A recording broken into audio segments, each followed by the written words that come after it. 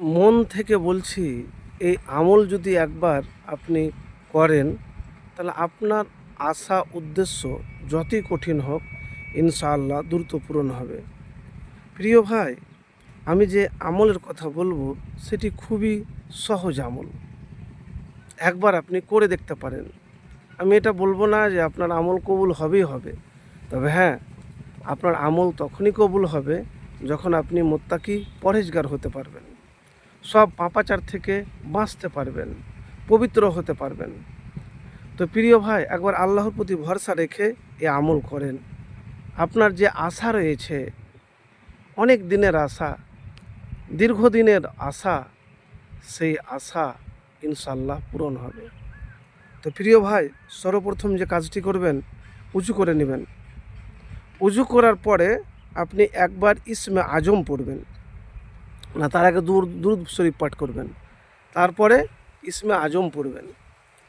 এবারে বলবেন ইসমে আজম তো কেন, ইসমে আজমে কী হবে?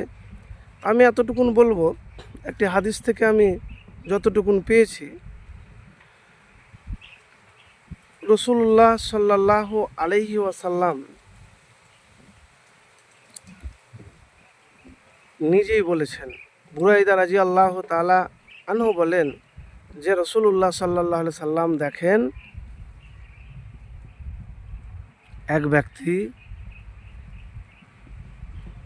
নামাজে দাঁড়িয়ে অবস্থাতে দুয়ায় ওপরের কথাগুলি বলছে।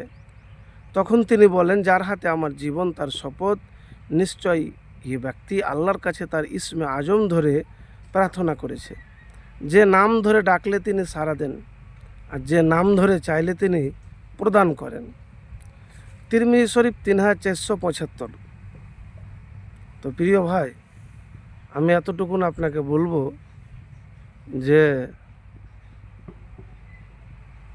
একবার ইসমে আজম পড়ে নিয়মিত দোয়া করে দেখুন। আপনার তো দোয়া কবুল হবেই, আপনি যা চাইছেন সেটাই পাবেন। আরেকটি কথা আপনাকে বলি, বলেন যা চাইছি কি তাই পাওয়া যাবে? হ্যাঁ, যদি সেটা সঠিক হয়, উদ্দেশ্য যদি আপনার ভালো হয়। এখানে আপনি ধরেন বলছেন যে আমি কোটিপতি হব, তো এটা তো ঠিক নয়। আপনি যে জায়গাতে আছেন, যতটুকুন পেয়েছেন, যা করছেন, আপনাকে শুকরিয়া আদায় করতে হবে।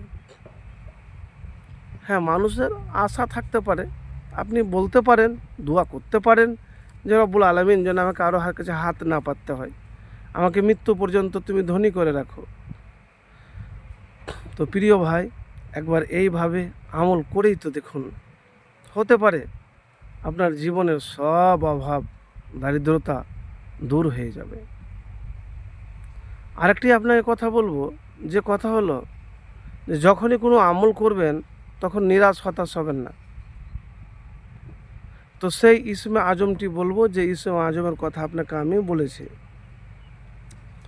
আল্লাহুম্মা ইন্নী আসআলুকা বিআন্নী আশহাদুকা আন্নাকা আনতাল্লাহু লা ইলাহা ইল্লা আনতাল আহাদুস সামাদুল্লাযী লাম ইয়ালিদ ওয়া লাম ইউলাদ ওয়া লাম ইয়াকুল লাহু কুফুওয়ান আহাদ। এই ইসমে আজম পড়ে একবার দুরূদ শরীফ পড়ে আল্লাহর কাছে হাত উঠিয়ে দোয়া করবেন, বা আপনি যেরকমভাবে পারবেন, তবে হাত উঠিয়ে দোয়া করাটাই বেস্ট হবে, উত্তম হবে। তো প্রিয় ভাই, একবার আমল করে দেখুন, আপনার অনেক দিনের আশা, উদ্দেশ্য, বাসনা ইনশাআল্লাহ দ্রুত অল্প সময়ে পূরণ হবে।